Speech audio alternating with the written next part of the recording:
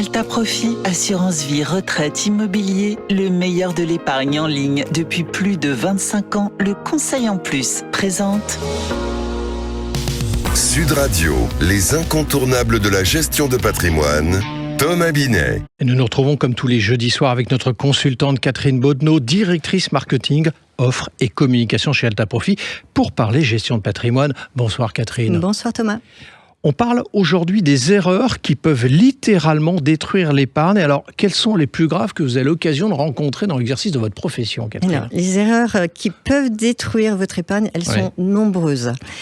Mais il y en a 4 qui reviennent un peu plus souvent. Et ce qui est intéressant en fait dans ces 4 erreurs, c'est qu'elles ne sont absolument pas techniques, mais en fait elles sont comportementales. Alors allons-y, on va commencer par la première, Catherine. La plus classique, c'est vouloir faire le gros coup. Beaucoup d'épargnants cherchent vraiment le placement miracle qui va permettre de doubler son capital très rapidement. Alors c'est humain pour la part de l'investisseur, on est d'accord, et très entretenu d'ailleurs par une publicité, notamment sur les réseaux sociaux quand même. Oui, tout à fait, mais c'est dangereux. On va prendre un exemple. Si vous placez 10 000 euros, en cherchant vraiment une performance très élevée, si vous perdez 30%, en fait, vous allez tomber à 7 000 euros. Bien sûr. Mais pour récupérer votre capital, il ne faut pas faire plus 30%, il va falloir que vous fassiez plus 43%.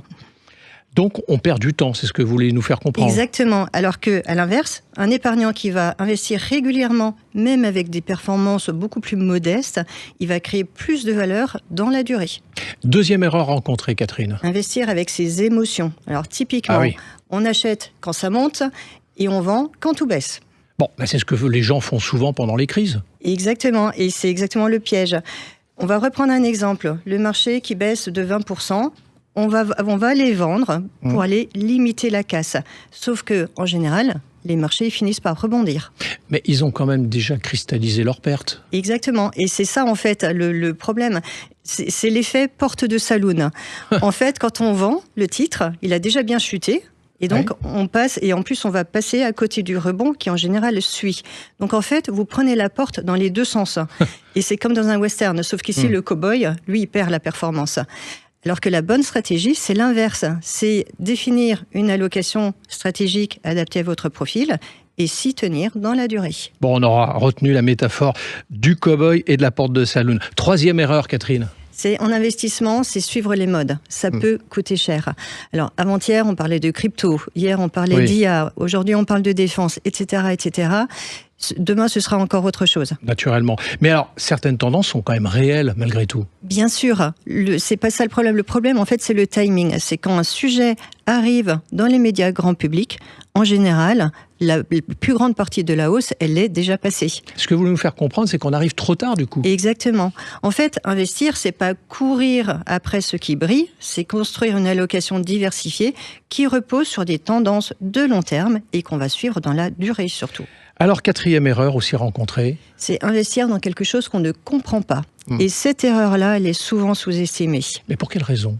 Parce qu'en fait, sans comprendre, on ne sait pas vraiment quel risque on prend, on ne sait pas comment le produit va se comporter et donc on ne sait pas comment réagir en cas de fluctuation forte. Du coup, au premier choc, l'investisseur panique? Exactement. Et par exemple, on va couper un produit parce qu'il a baissé, alors qu'en fait, il bénéficiait d'une garantie, mais à l'échéance. Donc une règle est simple, si vous ne pouvez pas expliquer votre investissement en une phrase, il vaut mieux s'abstenir. Et si vous deviez résumer en un conseil, vous diriez quoi, Catherine? Arrêtez de chercher la performance exceptionnelle et concentrez-vous sur la constance. Une bonne épargne, c'est une stratégie claire, adaptée à son horizon et surtout tenue dans la durée. Donc si je vous comprends bien, finalement, le vrai danger, ce n'est pas le marché en fait.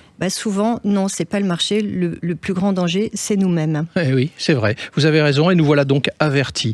Merci Catherine. On vous retrouve jeudi prochain pour un autre numéro d'Oser Investir, les incontournables de la gestion de patrimoine. Et pour ce qui me concerne, rendez-vous dimanche matin dès 9h25 dans la matinale week-end. Sud Radio, les incontournables de la gestion de patrimoine. Thomas Binet. Avec Alta Profit, assurance vie, retraite, immobilier, le meilleur de l'épargne en ligne depuis plus de 25 ans. Le Conseil en Plus.